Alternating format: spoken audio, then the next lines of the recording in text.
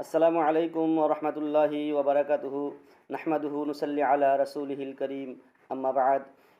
মই কৈ আছোঁ মোহাম্মদ আজিবুৰ ৰহমান আৰু আপোনালোকে চাই আছে মোৰ ইউটিউব চেনেল ইছলামিক অপৰচুনিটি।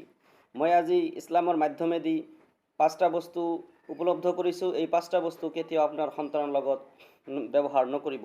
তাৰে এটা হ'ল আপোনাৰ সন্তানক কেতিয়াও ভুলতেও তিৰস্কাৰ নকৰিব। যদি তেনে কৰে তেন্তে সি নিৰ্মম আৰু নিৰ্দয় হৈ যাব।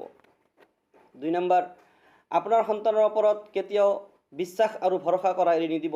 যদি তেনে কৰে তে আপোনাৰ সন্তান আপোনাকেই ধোকা দিয়া শিকিব। 3 নম্বৰ, কেতিয়াও আপোনাৰ সন্তানৰ লগত ইটিকিং আৰু উপহাস নকৰিব। যদি কৰে তেন্তে সি তেওঁৰ জীৱনৰ সকলো সমস্যাৰ সমাধানত তেওঁ ব্যৰ্থ আৰু চেষ্টা কৰা এৰি দিব। 4 নম্বৰ, আপোনাৰ সন্তানৰ কেতিয়াও প্ৰশংসা আৰু উৎসাহ কৰা এৰি নিদিব। আৰু তেনে কৰিলে সি ভাল কাম বা ভাল বস্তু গ্ৰহণ কৰাত এৰি দিব। আৰু 5 নম্বৰ, আপোনাৰ সন্তানক বাৰে বাৰে আপুনি নামাৰিব। যদি তেনে কৰে তেন্তে আপোনাৰ সন্তানৰ টেলেণ্ট আৰু মগজুৰ ক্ষমতা হ্ৰাস হৈ যাব, নষ্ট হৈ যাব। তেন্তে এজন সুযোগ্য সন্তান গঢ়িবলৈ আপুনি ভুলতেও এই 5টা কাম সন্তানৰ লগত নকৰিব, নহ'লে নিজে নিজ সন্তানৰ জীৱনৰ বিপদ মাতি আনিব। আশা কৰিছোঁ আপোনালোকে এইটোৰ প্ৰতি আমল কৰিব।